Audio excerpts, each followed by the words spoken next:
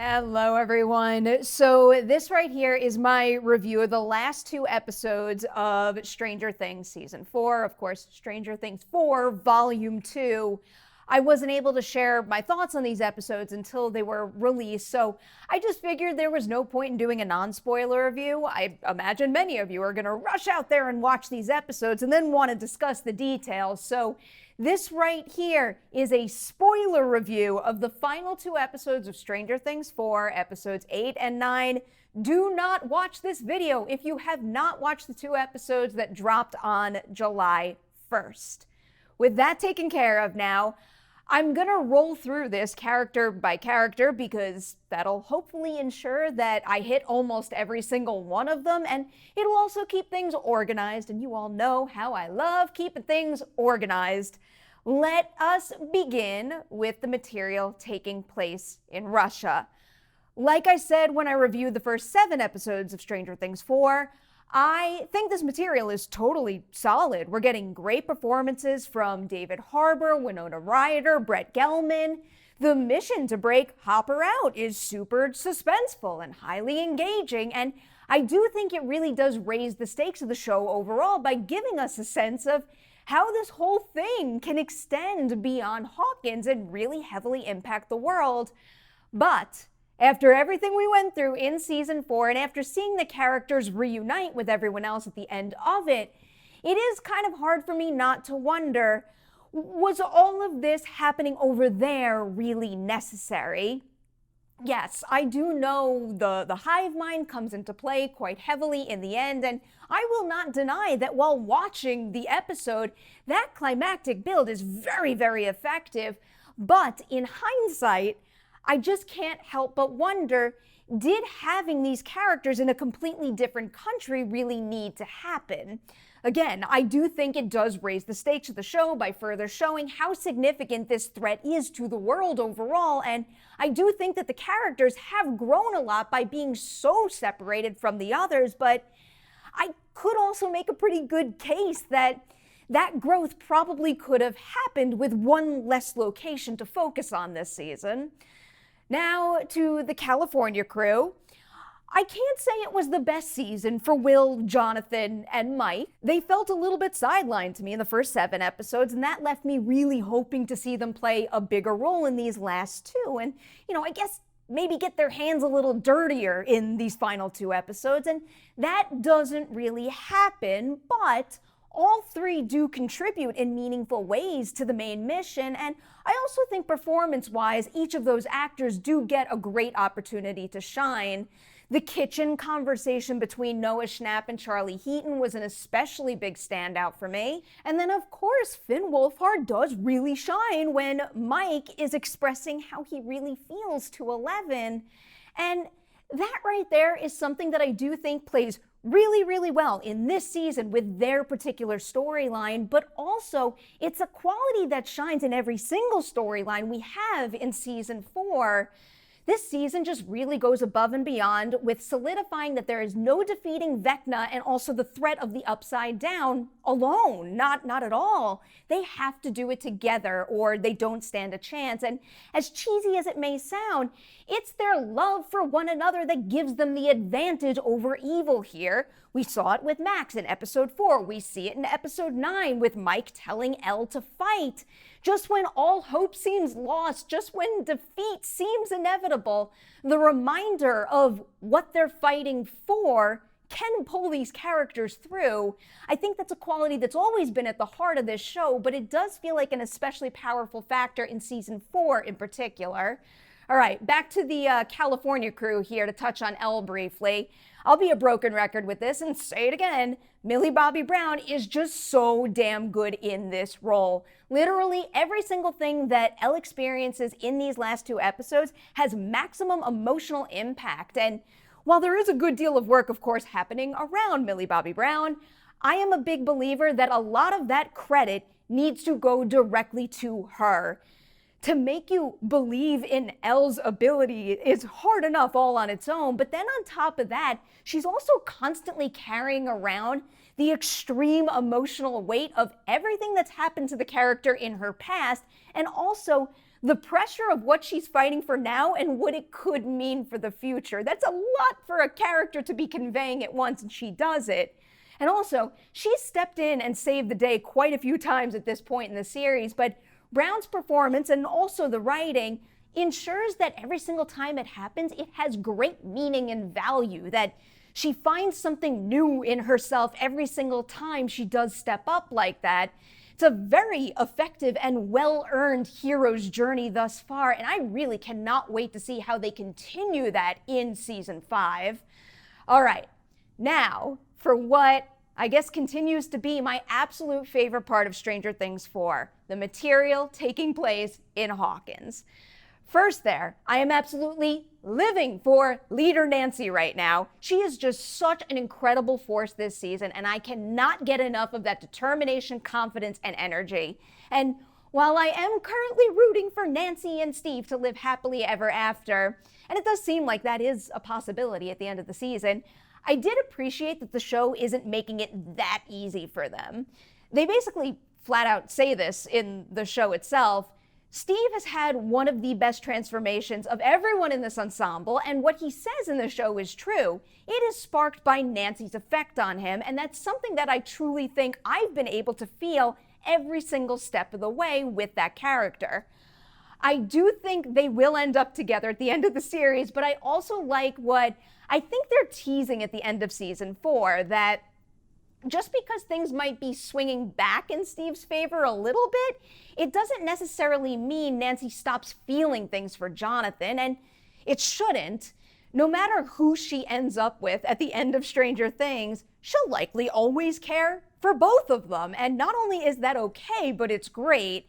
And I think that right now at this point in the love triangle, it's making that process really curiously complicated, and I think that it's giving it a really engaging and also a more realistic quality that I'm really appreciating. I am also a very, very big fan of what they're doing with Robin right now. First here, I think Maya Hawke is just an absolute pro at adding an appropriate degree of levity to even the most tense of moments in this show. It is not an easy thing to do, especially when you're working with such battle-heavy material like in these last 2 episodes. And not only does she pull it off and make those moments land, but most importantly of all, she makes them feel very natural and true to Robin, and that is vital here. And while I do think there's a lot more to mine in what I'm about to mention, I do really like that they've continued to sprinkle in story beats of Robin navigating her crush on Vicky. Throughout the season, I've found that to be an especially moving and also beautifully subtle depiction of Robin further finding herself and trying to follow through on how she's feeling. And I just really hope that that remains a focus in the final season of the show. Now on to Eddie and Dustin. Poor Eddie, my heart. Talk about an A+ 1 season addition to an already stellar ensemble. Joseph Quinn's work in this season of Stranger Things might be one of the very best examples I've ever seen of a new face joining a cast seasons into a show and just making it so he immediately feels like he belongs and earns just as much love and concern as the series regulars. And as much as I did not want to lose Eddie, watching him go out as a hero fighting, I do think was something very well earned, and it was very special. I don't think we're ever going to forget Eddie and Quinn's work in season 4, but I do really believe we're going to feel the effects of that character through the end of the series via Dustin in particular. The conversation that Gaten Matarazzo has with Eddie's uncle was just yet another major tearjerker and major performance highlight, and also what he expresses in that conversation is something that I think Dustin will never stop fighting for. I don't necessarily think he's going to be running around Hawkins in season 5 telling everybody about what Eddie did, but I do think Dustin is going to be absorbing the lessons he learned from Eddie, and he's going to use them to step up in a meaningful way. And Dustin has always been a character to step up and fight, but given where things are heading in season 5, there's pretty much no doubt that every single character is going to have to step up in a new way, and I'm very hopeful that Dustin's new way is going to have echoes of Eddie in it. Okay, here we are Lucas and Max now. This material absolutely wrecked me. And I'm not just talking about tearing up. I am talking about ugly sobs and sobs that I almost did not recover from.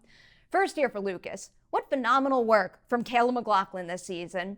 I know it can be kind of easy to look at the actors in the middle of the bigger action-heavy upside-down mindscape set pieces and think that, they're the ones doing the real heavy lifting, and they very much are, but never underestimate the importance of and also what it takes to up the intensity of the action and the suspense through the more reaction-heavy beats of the story. And yeah, I know that Lucas does have that really vicious fight with Jason in episode 9, but to me, McLaughlin's standout moments are whenever he's just sitting there and reacting to what's happening to Max. It is especially heartbreaking and heavily represents what they've built throughout this series. And as for Max, again, there is so much stellar work in Stranger Things 4, but in my opinion, this is Sadie Sink's season.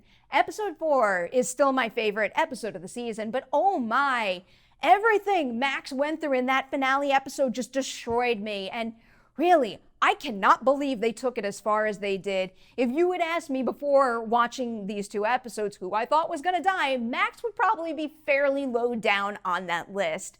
She had her close call with Vecna, let her have a little break, right? I most certainly didn't want anything bad to happen to Max, but what they did with the character, it does make sense, it feels well earned, and it is just so hugely powerful and will undoubtedly be something, a TV story beat that I never forget.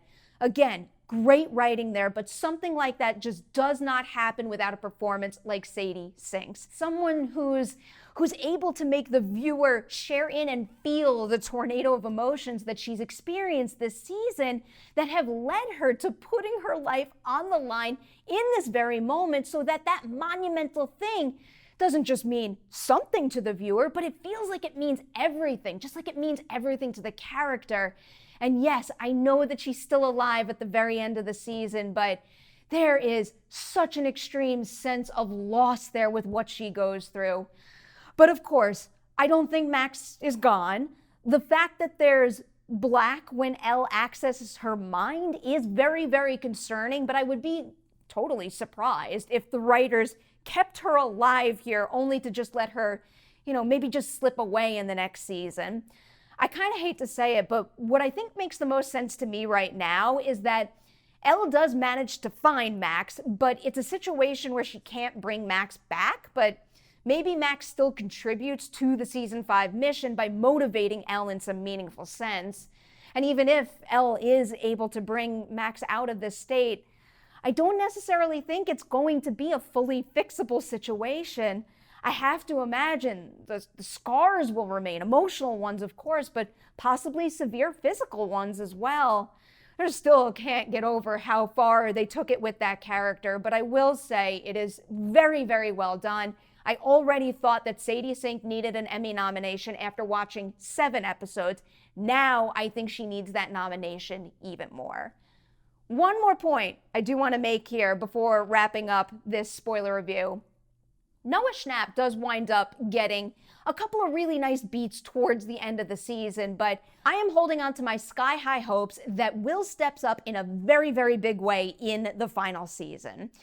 2-part prediction on that for you. First, he obviously has a connection to the Upside Down that the others don't, minus maybe Elle, but even then, I think Will's is going to be a little different. So I think he's going to find new ways to tap into that connection to fight that are going to prove instrumental here.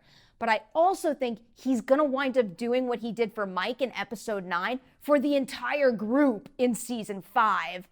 Will just seems to have an especially strong sense of the power that his group of friends have, and I think his understanding of that power is going to influence all of them for the better moving forward and help them fight. And by doing that, I think he's going to get a much needed dose of support back from them that is going to make him an even more powerful force than ever. There's my Will prediction for you. All right, I'm done. I'm leaving you there. I am going to stick with the score that I gave episodes 1 through 7 and give Stranger Things 4 overall 4.5 Deweys out of 5 on the Dewey Decimovie scale. So clearly, I love Stranger Things 4, and I'm especially impressed by the connection that it has built between viewer and characters, and the production value as well. The show looks great. All right, I'm leaving you there, but now I'm actually leaving it to you now. I want you to hit the comment section below, share your thoughts on the final 2 episodes there, and also give me some of your theories and predictions as well. I love this part of celebrating the shows and films we love. Predictions, theorizing, I'm game for all of it. Now, supersize Patreon shout out time. A wonderful group of 12 right here. They are Frank, Jared, Wessel, Carol, Travis, Michael, Evan, James, Kavi, Arturo, Javier, and Sam. This is such a cool group right here. I want to say something nice about each and every single one of them as individuals, because we've gotten to know each other quite well over the years, over the months, however long you've been part of the Patreon campaign. And just know I think the world of all of you. Thank you so much for supporting this channel, and to everyone out there, thank you for watching this review. Please like and share it before you go. And guess what? Next week, I'm going to have an especially big movie review for you.